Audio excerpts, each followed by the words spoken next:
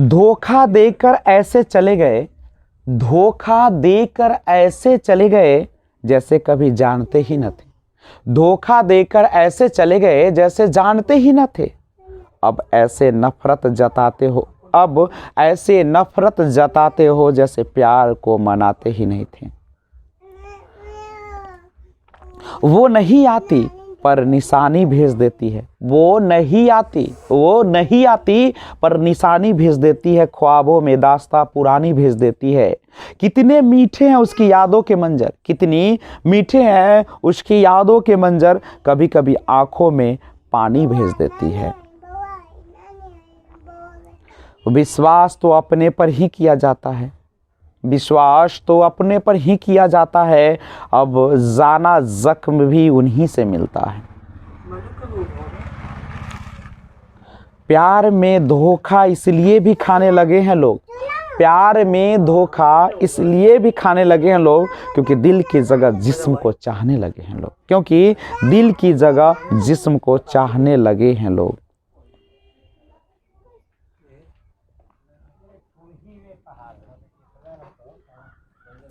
खूबियाँ इतनी तो नहीं, खूबियाँ इतनी तो नहीं हम में कि तुम्हें कभी याद आएंगे। खूबियाँ इतनी तो नहीं हम में कि तुम्हें हम याद आएंगे। पर इतना तो भरोसा है हमें खुद पर इतना तो भरोसा है हमें खुद पर, आप हमें कभी भूल नहीं पाएंगे।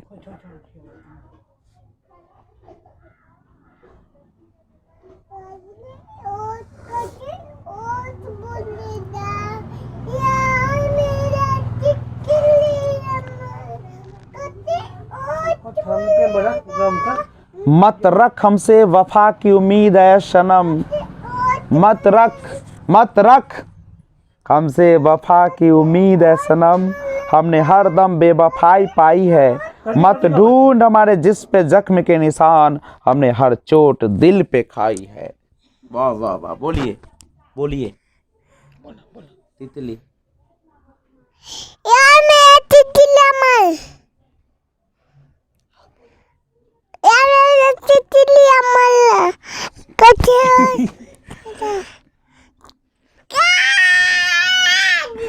दिल को दरिया में धड़कन की कश्ती है, दिल की दरिया में धड़कन की कश्ती है।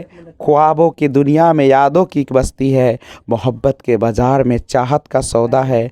वफा की कीमत से तो बेवफाई सस्ती है। पैर मटक के चलूंगी।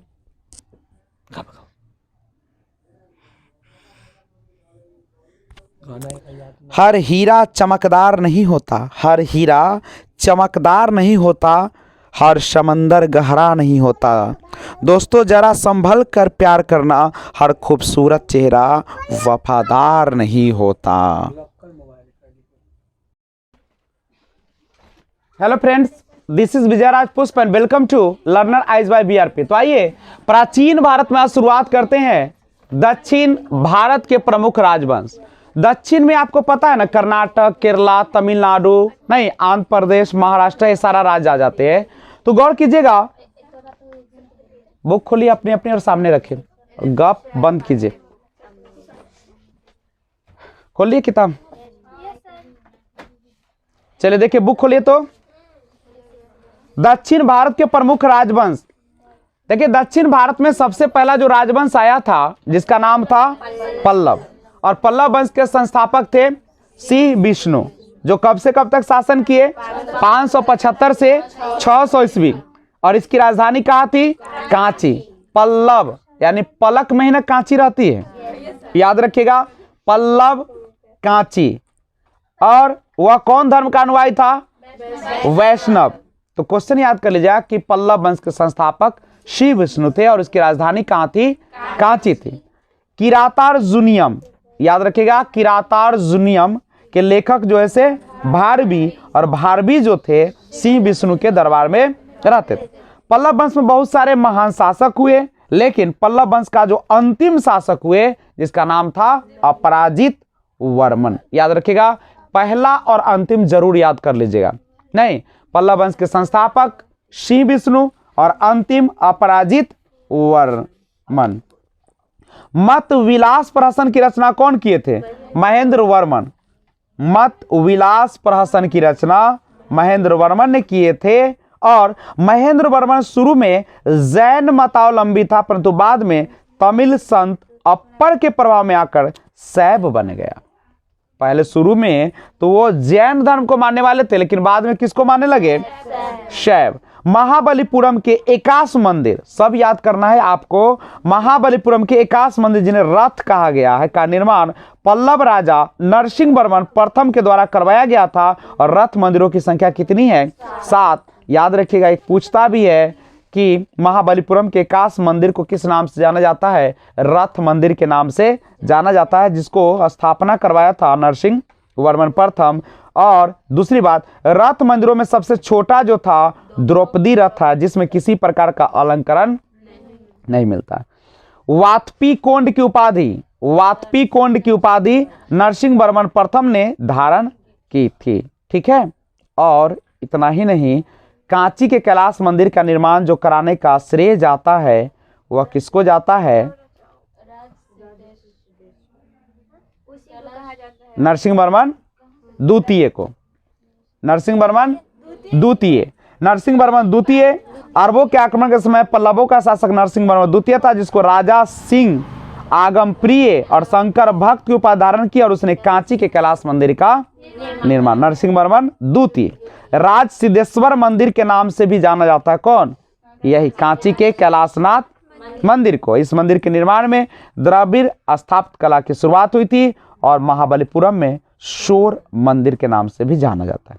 कांची के कैलाश मंदिर में पल्लव राजाओं और रानियों की आदमकद तस्वीर लगी है। आदमकद माने बहुत विशाल विशाल मूर्ति लगी हुई है। 10 कुमार चरित्र के लेखक कौन है? दंडी नरसिंह द्वितीय के दरबार में ही रहता था। कौन? 10 कुमार चरित्र के लेखक दंडी जो है वह नरसिंह वर्मन द्वितीय के दरबार में रहता था। और कांची के मुक्तेश्वर मंदिर तथा बैकुंठ पेरुमाल मंदिर का निर्माण नंदी वर्मन द्वितीय ने करवाया। प्रसिद्ध वैष्णव संत तिरुमलाई अलवार नंदी वर्मन द्वितीय के समकालीन थे। समकालीन माने उसी समय में रहते थे। तो आपसे क्वेश्चन पूछा जाएगा कि पल्लव वंश के संस्थापक कौन थे? श्री विष्णु। उसकी राजधानी कहाँ थी? कांची थी। नहीं, किरात अर्जुनियम के लेखक कौन है? वारवी। पल्लव वंश का अंतिम राजा कौन है? अपराजित वर्मन। मत विलास प्रहसन की रचना कौन किया? महेंद्र वर्मन। महेंद्र वर्मन शुरू में कौन धर्म को मानने वाले थे? जैन। बाद में किसको माने? शैव को माने। और रथ मंदिर का निर्माण किसने करवाया? नरसिंह वर्मन प्रथम। और सबसे छोटा जो है रथ मंदिर, उसका नाम है द्रौपदी रथ। अब आइए राष्ट्रकूट। राष्ट्रकूट, राष्ट्रकूट राजवंश का संस्थापक दंतीदुर्ग। इसकी शुरुआत कर्नाटक के चालुक्य राजाओं के अधीन था शुरुआत में। इसकी राजधानी कहाँ थी? मनकीर या मानखेर, जो अभी है मालखेर, सोलापुर के निकट। राष्ट्रकूट वंश के प्रमुख शासक है कुछ, लेकिन एलोरा के प्रसिद्ध कैलाश मंदिर का निर्माण कौन करवाया? एलोरा के प्रसिद्ध कैलाश मंदिर का निर्माण कृष्ण प्रथम ने करवाया था। और ठीक है, ध्रुव राष्ट्रकूट वंश का पहला शासक था, जिसने कन्नौज पर अधिकार करने हेतु त्रिपक्षीय संघर्ष में भाग लिया और प्रतिहार नरेश, वत्स राज एवं पाल नरेश धर्मपाल को पराजित किया। ध्रुव को धारावर्ष कहा जाता है नहीं, और गोविंद तृतीय ने त्रिपक्षीय संघर्ष में भाग लेकर चक्रायुध एवं उसके संरक्षक धर्मपाल तथा प्रतिहार वंश के शासक नागभट्ट द्वितीय को पराजित किया। केवल पढ़ते हैं, इसके बाद डिटेल देखेंगे। पल्लव, पांड, केरल एवं गंग शासकों के संघ को गोविंद तृतीय क्या कर दिया? नष्ट किया। अमोघ वर्ष जैन धर्म का अनुयायी था। इसने कन्नड़ में कवि मार्ग, बहुत इंपॉर्टेंट है, पूछेगा कन्नड़ में कवि राजमार्ग की रचना नहीं, कन्नड़ में कवि राजमार्ग की रचना किया था कौन? अमोघ वर्ष, जो कि कौन धर्म को मानने वाला था? जैन धर्म। और आदि पुराण के रचनाकार जीनसेन, गणिता सार संग्रह के लेखक महावीराचार्य और अमोघ वृत्ति के लेखक सक्तायन अमोघ वर्ष के दरबार में ही रहते थे सब। उसके बाद अमोघ वर्ष ने तुंगभद्रा नदी में जल समाधि लेकर, जल समाधि माने जल में डूबकर अपनी जान दे दिया, अंत कर लिया। और इंद्र तृतीय के शासनकाल में अरब निवासी अल मसूदी भारत आया। इसने तत्कालीन राष्ट्रकूट शासकों को भारत का सर्वश्रेष्ठ शासक कहा। राष्ट्रकूट वंश का अंतिम महान शासक कौन था? कृष्ण तृतीय। इसी के दरबार में कन्नड़ भाषा के कवि पुण्य रहते थे, जिन्होंने शांति पुराण की रचना किया। कल्याणी के चालुक्य तैलप द्वितीय ने 973 ईस्वी में कर्क को हराकर राष्ट्रकूट राज का अपना अधिकार कर लिया और कल्याणी के चालुक्य वंश की नींव डाली। एलोरा एवं एलिफेंटा कहाँ पे है? महाराष्ट्र में है। गुहा मंदिरों का निर्माण राष्ट्रकूटों के समय पूछेगा। एलोरा और एलिफेंटा गुहा मंदिरों का निर्माण कौन करवाया? राष्ट्रकूटों ने करवाया। और कहाँ पड़ेगा? महाराष्ट्र। उसके बाद ये सब अपना देख लीजिएगा। एलोरा गुफाओं का सर्वप्रथम उल्लेख फ्रांसीसी यात्री थेबिनेट ने 17वीं शताब्दी में किया था। राष्ट्रकूट शैव, वैष्णव, शाक्त संप्रदाय के साथ साथ जैन धर्म के भी उपासक थे। राष्ट्रकूटों ने अपने राज्यों में मुसलमान व्यापारियों को बसने और इस्लाम के प्रचार की स्वीकृति दी थी। तो अगर आपको इसमें पूछा जाएगा तो क्या पूछा जाएगा? सबसे पहले राष्ट्रकूट राजवंश का संस्थापक कौन था? दंतेदुर्ग था। नहीं, राजधानी कहाँ थी? मनकीर या मनखेट था। यही सब याद करिएगा। केवल प्रथम और अंतिम याद कर लेते हैं तो आपका बेड़ा पार हो जाएगा। एलोरा में 34 शैलकृत गुफाएं, जिसमें 1 से 12 तक बौद्धों, 13 से 29 तक हिंदुओं, 30 से 34 तक जैनों की गुफाएं है।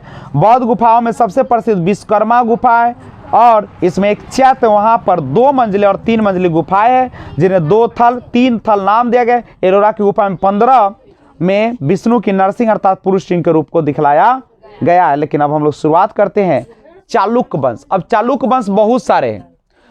चालुक्य वंश अलग अलग जगहों पर शुरुआत हुआ और सबका नाम अलग अलग है जगह के अनुसार। जैसे चालुक्य वंश सबसे पहले देखते हैं कल्याणी का। कहाँ का देखेंगे? कल्याणी। कल्याणी में जो है चालुक्य वंश था, उसके बारे में पढ़िए शुरू करें।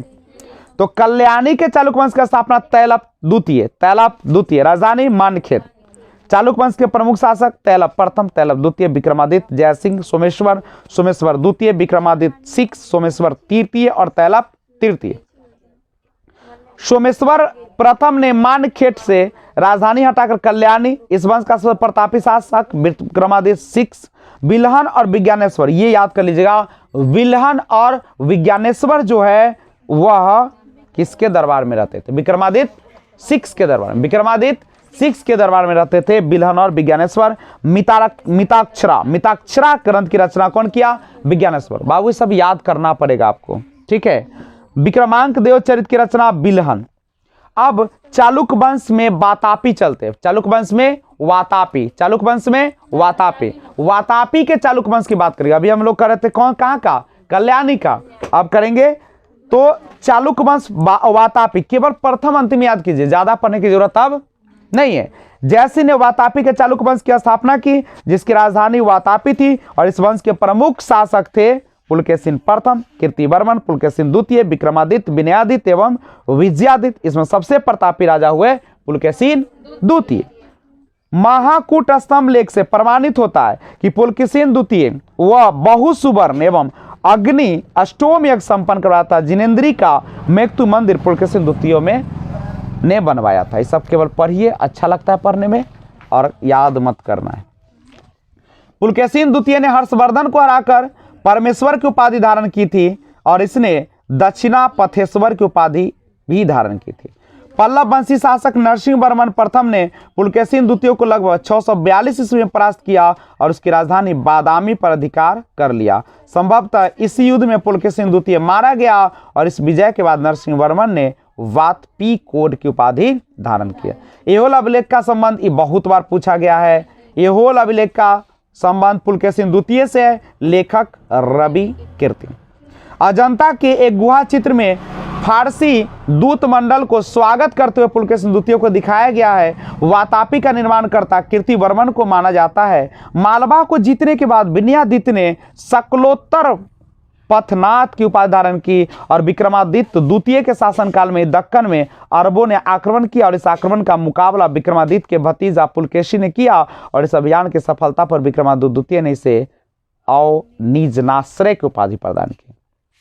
विक्रमादित्य द्वितीय की प्रथम पत्नी लोक महादेवी ने पट्टदकल में विरूपाक्ष महादेव मंदिर तथा दूसरी पत्नी त्रैलोक देवी ने त्रैलोकेश्वर मंदिर का निर्माण करवाया। इस वंश का अंतिम राजा कीर्तिवर्मन, यही याद करिएगा, अंतिम जो राजा था कीर्तिवर्मन था। और चालुक्य वंश के वातापी का प्रथम राजा कौन था? जय सिंह। अब आइए बेंगी का, बेंगी जगह वहां का चालुक्य वंश के बारे में जानते हैं।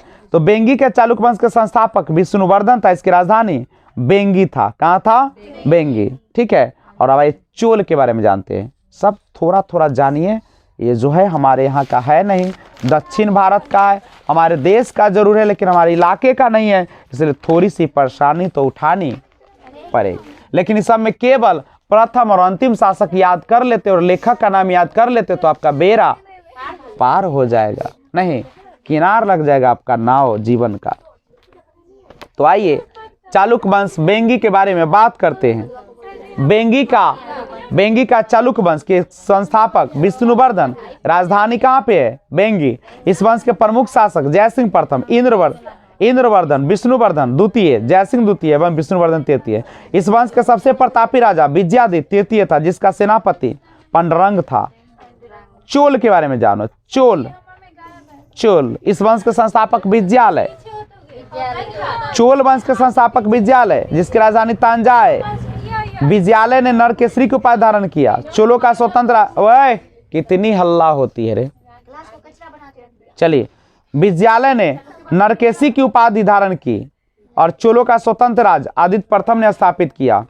चोल वंश के प्रमुख राजा देख लीजिएगा अपना, नहीं ऐसे प्रांतक प्रथम, राजराज प्रथम, राजेंद्र प्रथम, राजेंद्र द्वितीय, यानी नाम के कमी पड़ गया था, काल पड़ गया था, इसीलिए प्रथम द्वितीय नहीं, कुलोतुंग।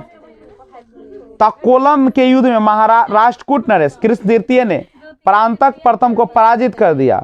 इस युद्ध में प्रांतक प्रथम का बड़ा लड़का राजा दित्य मारा गया। राजराज प्रथम ने श्रीलंका पर आक्रमण किया। वहां के राजा महिम पांच को भगाकर श्रीलंका के दक्षिण जिला रोहन में शरण लेना पड़ा।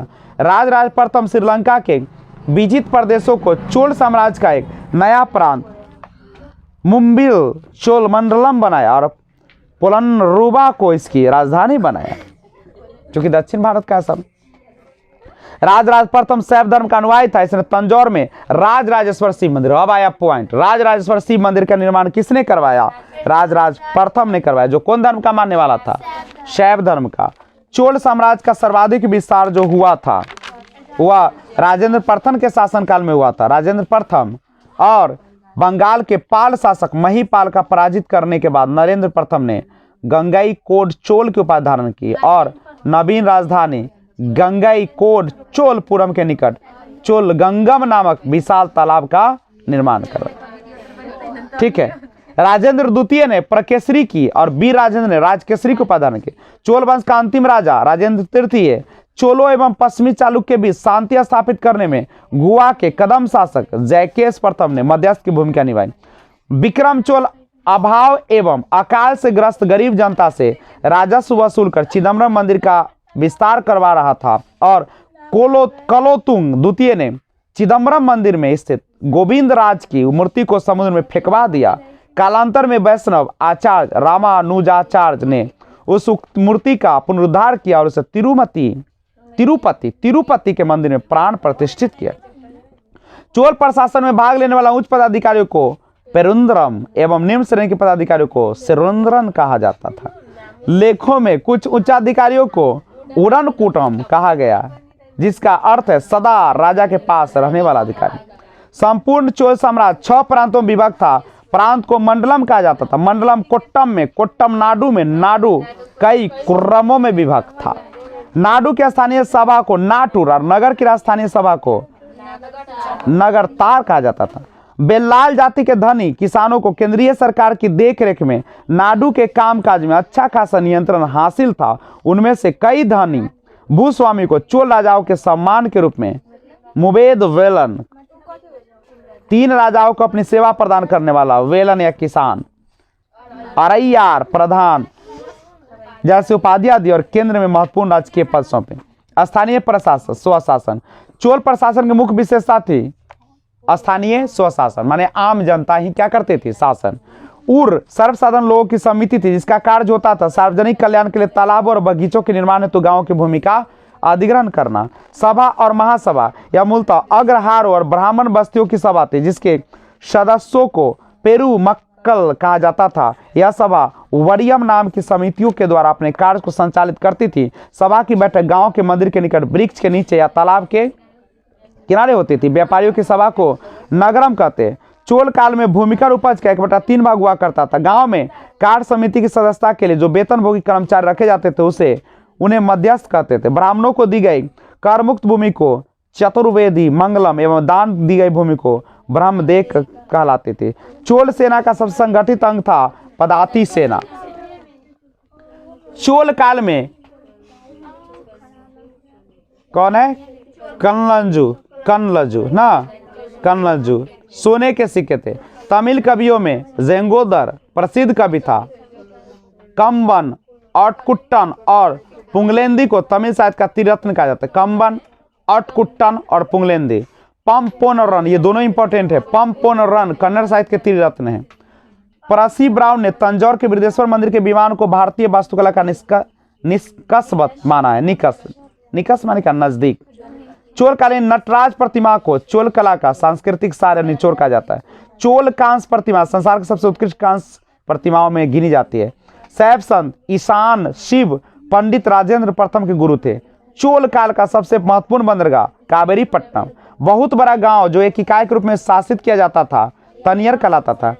उत्तर मेरूर शिलालेख जो सभा संस्था का विस्तृत वर्णन उपस्थित करता है परांतक प्रथम के शासन काल से संबंधित है। चोलों की राजधानी कालक्रम के अनुसार थी उरैयूर, तंजौर, गंगाईकोंड, चोलपुरम एवं कांचे। चोल काल में सड़कों की देखभाल बगान समिति करती थी। चोल काल में आम वस्तुओं के आदान प्रदान का आधार धान था। चोल काल में विशाल व्यापारी समूह निम्न थे वलंजियार, नानादेशी एवं मणिग्रामम। विष्णु के उपासक अलवार एवं शिव के उपासक नैनार। अब यादव वंश थोड़ा सा बस प्रथम अंतिम याद कर लीजिए, ज्यादा पढ़ने की जरूरत। यादव देवगिरी के यादव वंश का स्थापना बिल्लम पंचन ने किया था। राजधानी देवगिरी थी। इस वंश का सबसे प्रतापी राजा सिंघन। ओए मैडम सुनिए, इस वंश का अंतिम स्वतंत्र शासक रामचंद्र था जिसने अलाउद्दीन के सेनापति मलिक काफूर के सामने आत्मसमर्पण किया। और लास्ट है कि आगे अभी है 3-4 और। होयसल वंश द्वार समुद्र के होयसल वंश की राजधानी विष्णुवर्धन। होयसल वंश यादव वंश की एक शाखा बेलूर में चेन्ना केशव मंदिर का निर्माण विष्णुवर्धन 1117 ईस्वी में किया था। होयसल वंश का अंतिम शासक बीरबल तृतीय जिसे मलिक काफूर ने हराया। और होयसल वंश की राजधानी द्वार समुद्र। यादव वंश देवगिरी के यादव वंश की भिल्लम पंचम प्रतापी राजा सिंघन। अंतिम स्वतंत्र शासक रामचंद्र जिसने अलाउद्दीन के सेनापति मलिक काफूर के सामने आत्मसमर्पण कर दिया। उसके बाद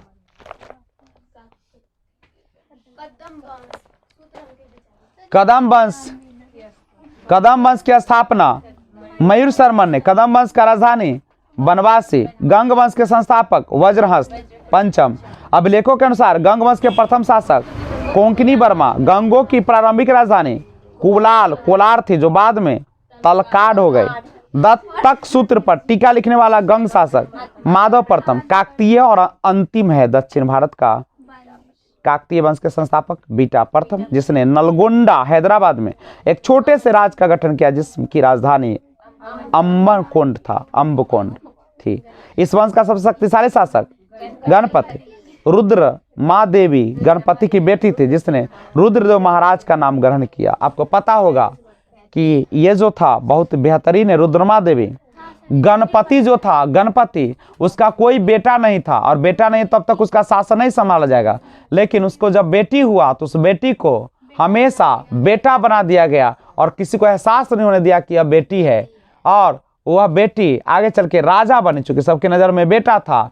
और यहाँ तक कि लड़की से शादी भी उसने की नहीं तो पूरे उसके शासन काल में केवल उसके माता पिता और सेनापति माता पिता सेनापति और जिससे शादी की वही जानती थी कि वह लड़की है और सब जानता था कि लड़का था। उसे शादी करने के लिए लाखों जो लड़कियां थी मरती थी।